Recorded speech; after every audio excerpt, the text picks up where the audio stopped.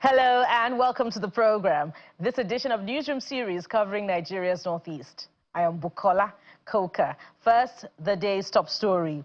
Despite the contention and litigation that trailed it for weeks, the PDP National Convention is now underway in Ibadan, the Yobe state capital. The Lekan Salami Sports Complex at Adamasingba, Ibadan has come alive, demonstrating the resolve of the organizers to ensure the convention holds to elect new executives for the party. Delegates are seen thronging the venue in colorful attire, representing their states, while some were seen in groups presumably strategizing for their preferred candidates that would emerge after the exercise. There's a heavy presence of security operatives around the venue, with some placed in strategic locations across town to forestall any breach of peace. Traffic control around the venue is hectic than usual, but officers of the road safety, assisted by security agents, are in charge to ensure smooth flow of vehicular and human traffic. Our correspondent, Bukola Oriowo, earlier brought us updates from the venue of the convention.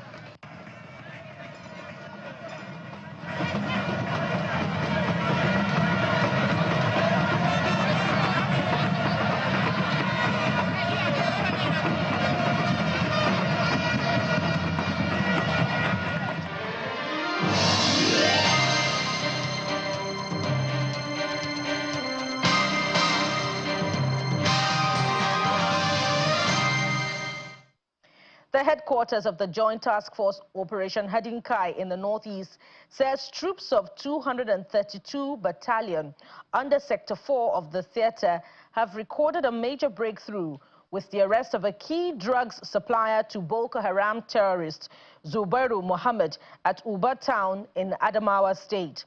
In a statement by the spokesman of the theater command, Lieutenant Colonel Sani Uba revealed that the suspect is believed to be a major distributor of cannabis sativa and ice substances to terrorists across Askira Uba, Chibok, Michika and Damboa areas of Adamawa and Borno states.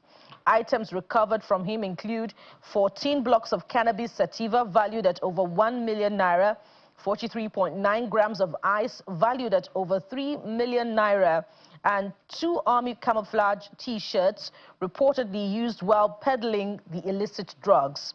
The statement reveals that the recovered exhibits will be handed over to the National Drugs Law Enforcement Agency, Yola Command, for further action. The Military High Command commends the troops for the feat, urging them to sustain the operational tempo.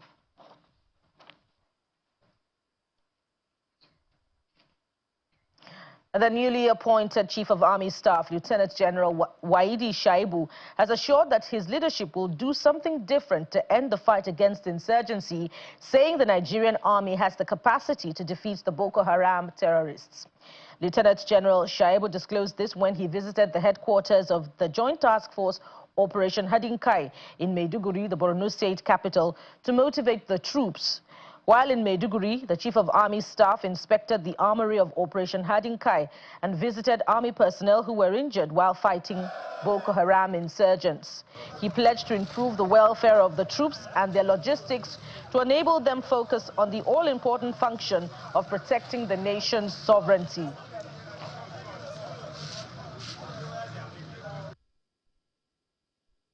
You have been training, and you are training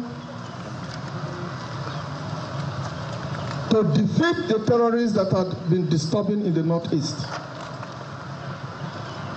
This time we are going to do it differently. You will. Very battle-tested officers have been posted into the theater. All combat enablers have been provided. New platforms have been introduced, all to ensure that you succeed in defending operations. I'm here to encourage you, to motivate you, and to oversee what you are doing. Be rest assured that every resources will be provided to ensure you succeed. Is that clear? Yes, sir. Is that clear? Yes, sir. Are you promising me you'll deliver? Yes, sir. You have done it before, and this time you will do it very well. The National Drugs Law Enforcement Agency, NDLEA, says it has arrested 46 suspects in connection with drugs-related offenses in the last 1 month within Taraba State. Briefing journalists in Jalingo, the state capital, the NDLEA commandant says it has also recovered 4 pistols with several ammunition seized and seized 8 vehicles with illicit drugs concealed in them. According to him, despite recording successes in its operations, the state command is faced with inadequate accommodation, inadequate operational vehicles, and therefore needs government intervention.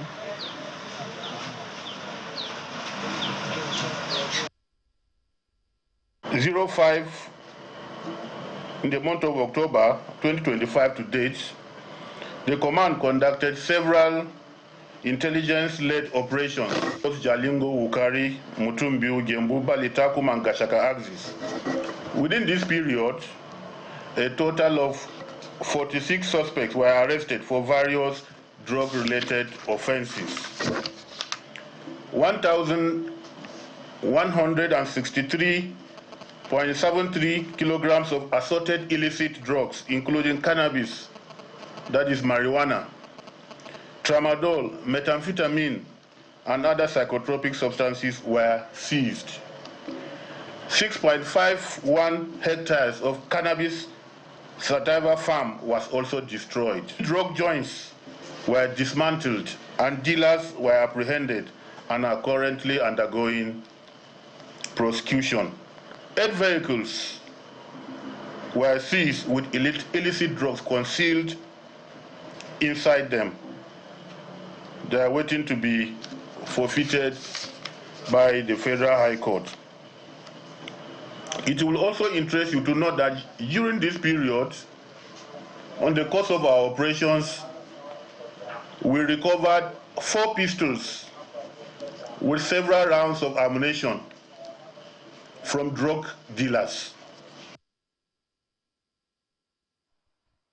Away from security matters now, there's hope for residents of Mararaba, Baisa, Abong, as the Taraba state government has facilitated and reimbursed contractors working on the long-stalled Mararaba, Baisa, Abong road in Kurmi local government area of the state. And this comes after work on the site resumed years after abandonment by previous administrations. The Mararaba Baisa Abong Road project was first awarded by the Darius Ishiaku administration in Taraba State. However, work on the road was stalled following inability of the state government to meet the financial demands of the contractors, a situation that subjected travelers to difficult travel experiences, especially during the rainy season. The present administration of Governor Abu Kefas has taken steps to ensure that the contractors return to site by remobilizing them. The State Commissioner for Works, Mose Luka, assessed the progress of the work. The purpose of us being here is to inspect, to supervise the project that is ongoing, which was abandoned for almost 4 years. His Excellency, the Executive Governor of Taraba State, Dr. Abu Kefas, based on the complaint and the cries of the people, he has released funds to mobilize the people back to the site. That is why we are here. And in fact, we are so impressed. And all of us can attest how people were very happy seeing that the work is progressing. The Mararaba Baisa Abong Road is the only low-gradient road leading to the proposed Mambila hydroelectric power project site. Though a federal infrastructure, it's being handled by the state government, and the contractors give assurances of delivering according to stipulation. We started this work in the previous administration since 2018 up to now. But, because of the lean resources of government, the project was delayed, and we are where we are today. Milestone achievement has been made. and the work still for about 3 to 4 years now. And His Excellency has deemed it field. The Executive Governor of the Taraba State, Dr. Abukefas, he listening to the cry of his people from this community. He has responded by making sure that he has the contractor come back to site. The community, long plagued by the road's poor state, welcomes the development, insisting that it will boost economic activities. We are very, very happy with His Excellency. He has a listening ear. And as I'm talking to you, contractors have been mobilized back to the site and they have commenced work in full earnest. Our people are very, very happy. We are happy indeed. And we thank His Excellency for such great thing he's doing for the community. The state government delegation was also at the Lecheki Pantisawa Road as well as the Wukari Kente Chinke roads to see the progress of work, optimistic that the resumption of the project will bring relief to residents.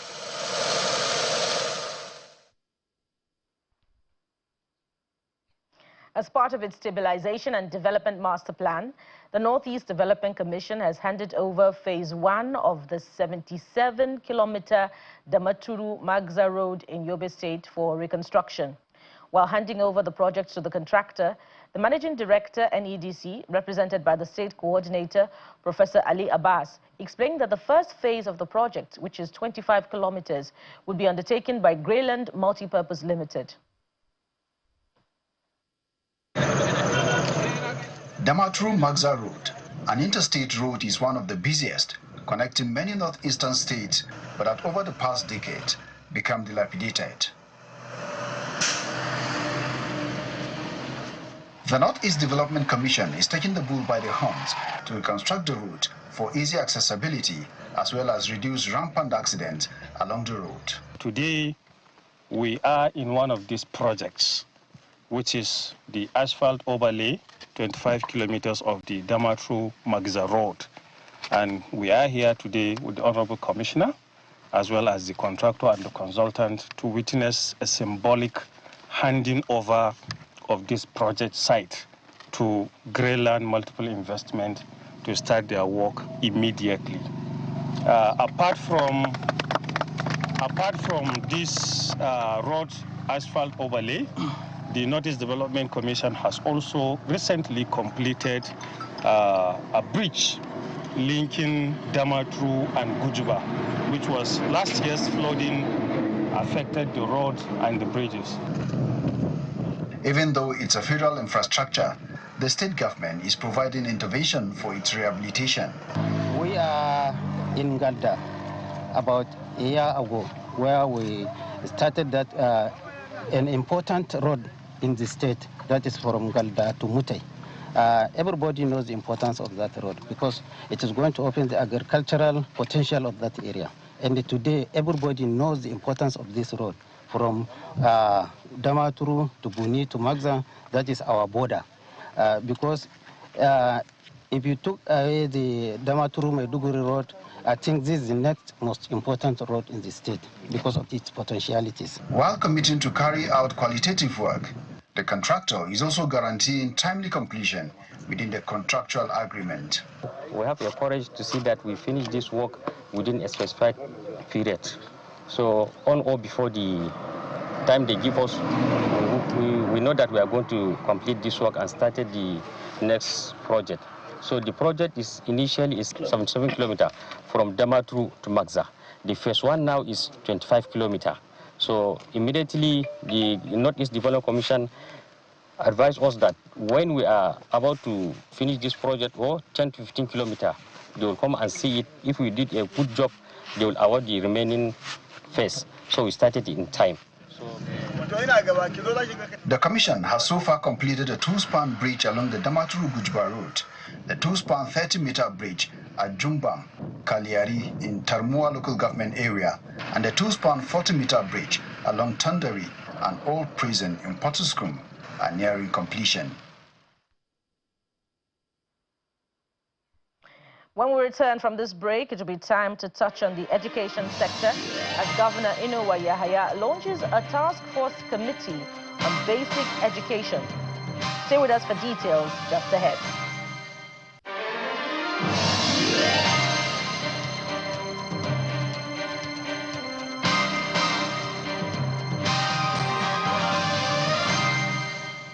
Welcome back. The governor of Gombe State, Inuwa Yahaya, has launched a task force committee on basic education made up of seasoned educators and experts from across Nigeria to address inadequate personnel, poor learning outcomes, and weak administrative structures. While expressing confidence in its intervention to reduce the number of out-of-school children, Governor Yahaya says the ripple effects of Gombe State's reforms in basic education will be felt across the northeast geopolitical zone. The arrival of Governor Inuwa Yahaya signals the commencement of proceedings to inaugurate the task force on basic education in Gombe State. Dear comrades, Mr. Secretary, so I would want to have... Composed of veteran educators, experts in pedagogy and basic universal education from various states, Governor Yahaya spells out the terms of reference to the task force. The committee is tasked with the responsibility of revitalizing or bringing ways by which we can revitalize basic education and improve on our performance, and also see how we could, along so many lines in education, address the issues: inadequate teaching personnel, poor learning outcomes, and weak administrative structures. Earlier, the governor presented 16 brand new suburban vehicles purchased at 2 billion naira to high court judges and caddies of Sharia courts in the state.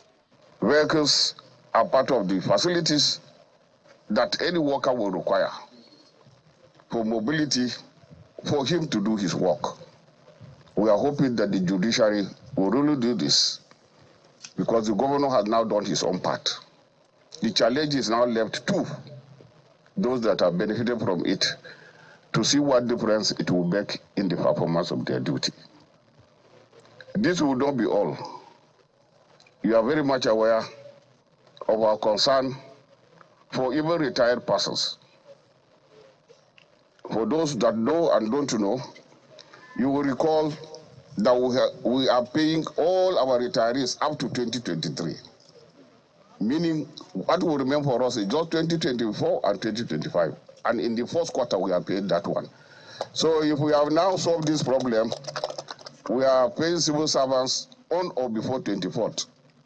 So I don't know what else we want. The vehicles are officially handed over to the judicial officers who expressed gratitude. We remain profoundly grateful. I think this will go a long way in enhancing productivity at the justice sector, which will affect the justice delivery in the entire states. We are most grateful for this gesture. Thank you very much.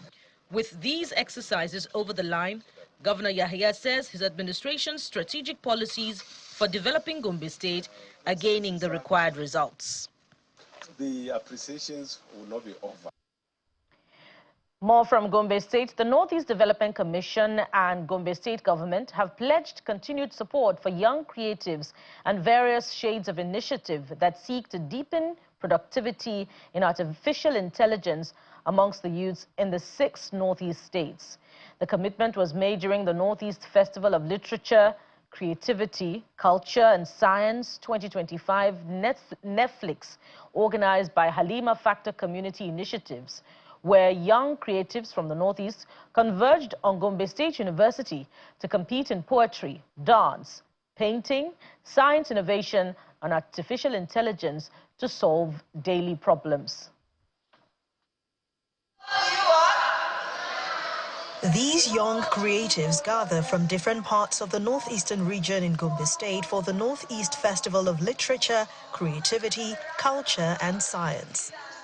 Organized by the Halima Factor Community Initiative, young creatives gather each year to express their creativity around trending subject matters. The 2025 edition focuses on the youth and artificial intelligence. The initiative is supported by the Northeast Development Commission and Gombe State Government. Both believe that deepening the knowledge of the youths in artificial intelligence will help them solve practical problems bedeviling the Northeast. I believe with this coming, I have seen with my eyes, the things is taking shape. So the governor's aims and objectives are also achievable. You see a child that is very, very seasoned, and anything that has to do with either security and other things in his education, you see the guy will be very, very vibrant. With youth accounting for the lion's share of the nation's population, organizers are confident that the young, talented creatives are headed in the right direction to rewrite the Northeast region's distorted narrative. It's not just about knowing how to use ChatGPT, knowing how to use your phone, but how to use it productively. A lot of the time, our youth use it, but they use it negatively. You see a lot of people wasting data, wasting money on their phones, doing all kinds of crazy things. When this same tool can be used to enhance your life, to enhance your income. For the participants, the Northeast Festival provides a platform to amplify their voices and their dreams.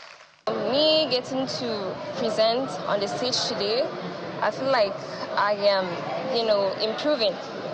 I'm starting to let go of my stage fright since I can present in front of new faces that I have never seen in my life. This is my first time seeing them. So for me, this is really a win.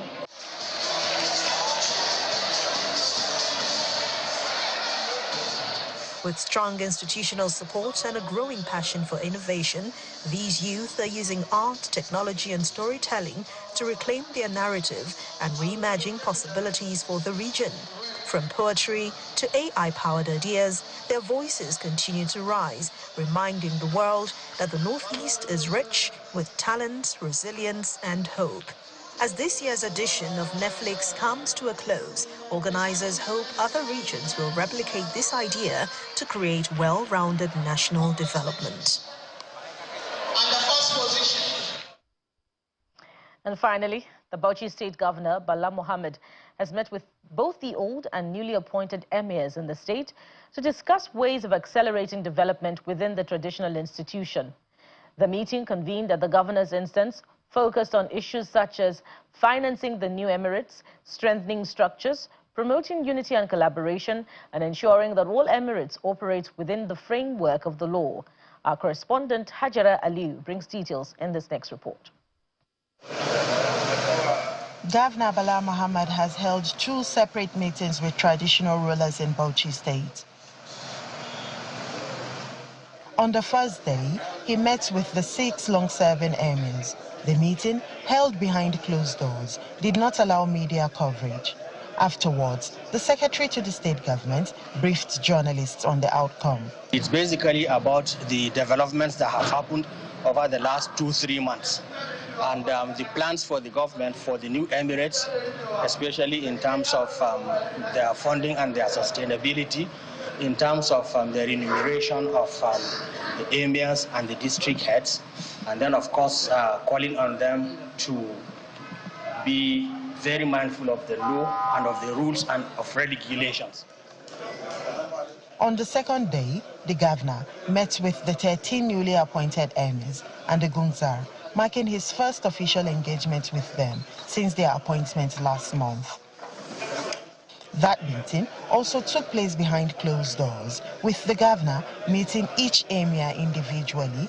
The discussions continued late into the night. Following the meeting, the secretary to the state government again briefed the press, highlighting key issues discussed. They are newly created, which means there are other structures that needed to be created within these new emirates. They never had the Council of Kingmakers, which needed to be created. They also never had the Emirate Councils or the traditional councils, which also needs to be created. So what we did today was to extensively look at issues around these new emirates, the structures that needed to be created, and the guidelines were provided. The government appreciated the people of Bauchi State for embracing the changes in the traditional setup and reaffirmed its commitment to strengthening traditional institutions as vital partners in governance and in bringing development closer to the grassroots. Hajara Aliyu, Channels Television News. And that sums it up on the program. This edition covering Nigeria's Northeast. Thank you so much for watching. I am Bukola Kota. Bye for now.